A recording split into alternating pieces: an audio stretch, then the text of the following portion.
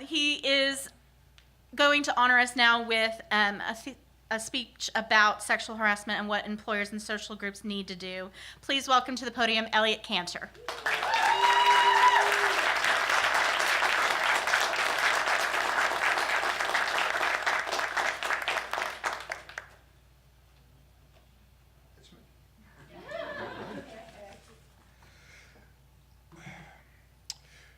Can you hear me if I don't stand behind the mic? I'm more comfortable walking around. Everybody can hear me okay? Yeah. Okay. We're not going to hear that recording. Yeah. So this morning, I was brushing my teeth, and the most dangerous woman in Tennessee walked in while I was brushing my teeth and said, "You know what? I'm not worried about your speech at all today. I haven't taken a note. I'm not obsessing about it. I'm not worried about it." And she said that to me because every time she gave a speech, I said, "You know what? I'm not worried about the speech. I'm not being in front of 200 people. I'm not obsessing. I don't have a note. So I'm not obsessed." How many of you were at 9 o'clock? Okay. I'm going to deliver the conversation today that I should have given in front of 500 people a couple of months ago. And I didn't do it, shame on me, because I was worried about how it was going to wind up being received. I promise you, I am going to piss a lot of people off today. Not because I want to, because I feel that this is a conversation that needs to change. Because the paradigm has changed. It changes every week, it changes every month.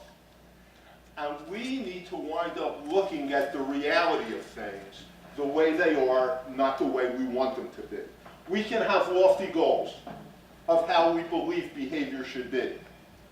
But we have to look at the reality of how behavior is. Because people are getting hurt. People in this room have been hurt. People in this room have probably unintentionally hurt others by word, by deed. And we have to look at that in the reality of the way things are now. I've investigated 1,000 plus sexual harassment cases, and by the time they've got to me, somebody's been hurt. I can't stop it once they're sitting in front of me. I can find a way to try and investigate it, maybe help. But by the time I'm talking to someone, chances are they've already been damaged in some fundamental way.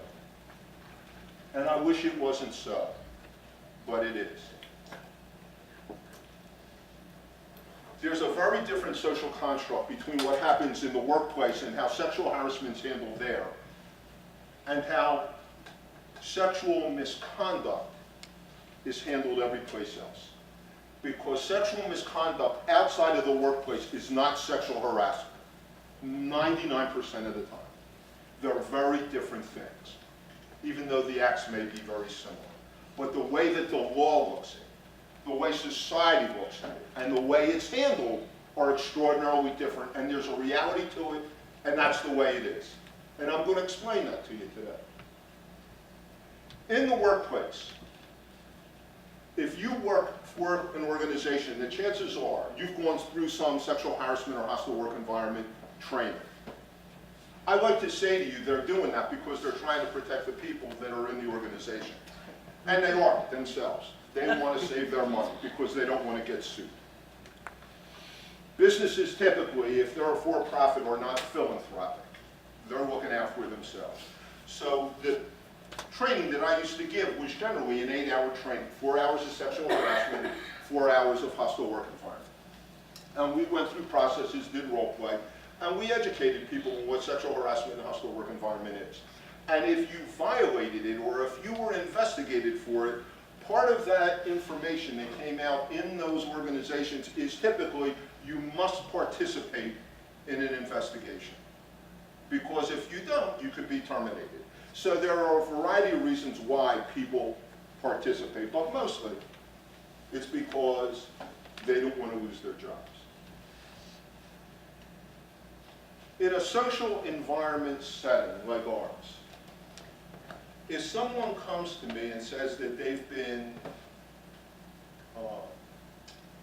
in some form or fashion, had bad behavior, someone's done something inappropriate in a sexual nature, or a physical nature, or a verbal nature,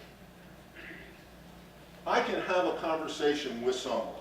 They have no obligation to participate in that conversation. No. And generally that occurs when I wind up doing conventions. We train people, we train volunteers, and people go to conventions, they're out of town, they get a little lubricated, they may get, high in some form or fashion, they're feeling liberated, and they do something that they maybe normally wouldn't do. And someone gets harmed. And it's horrible. So, I can tell you case after case. It's almost primarily, the cases that I've been involved in, almost primarily men against women. But I've investigated cases of all genders abusing all genders. And it's getting worse. And I will tell you that this issue is getting worse. It is not getting better.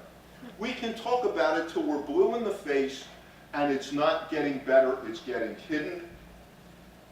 Sometimes there are organizations that I've worked for where I've done investigations that make a decision not to react. And I can't do anything about it because I've signed an NDA. So I can talk to people and I can help them and I can walk away from it and I can never participate in that organization again and not donate money to them. But I can't warn you, don't go there. But here's what I can do today. And this is the only thing I can do. And I wish it weren't so. But it's so. I told you this wouldn't be up with. Years ago, my daughter was about 10 or 11 years old. And I had a big, black, very fast sports car.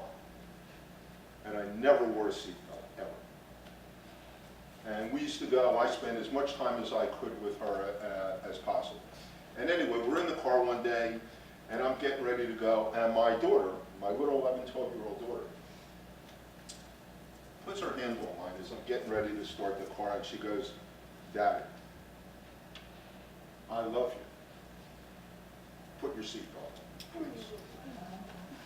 I've worn my seatbelt every day for the rest of my life, since that period of time. Today is about empowerment. It's a great topic. I've had this conversation with my daughter, and I've had it with Gail's children, and Gail's had it with her kids. So let's talk about this one issue relative to empowerment.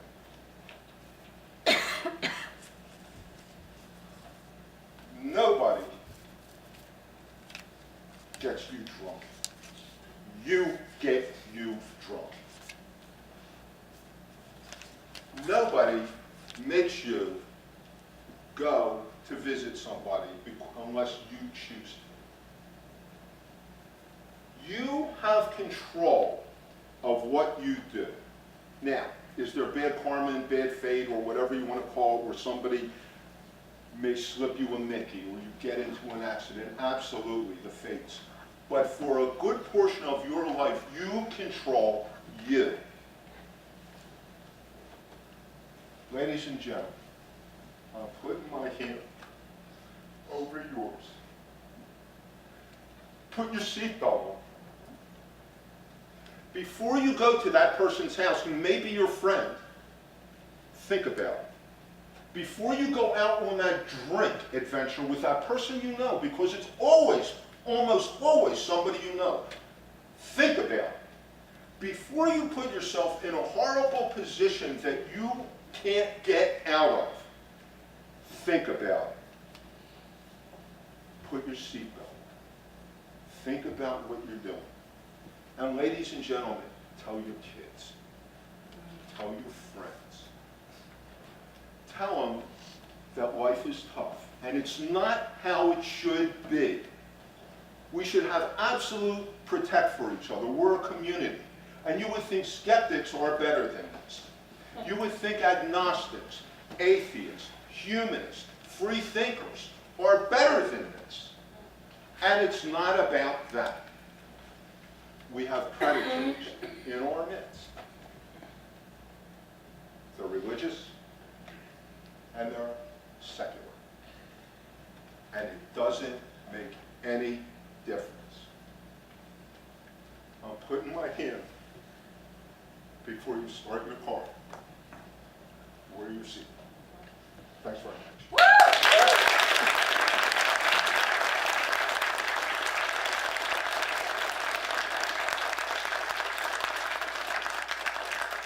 If anyone has any questions or would like to speak with Eliott, he has said that he will be available for that after the assembly in the foyer area. So.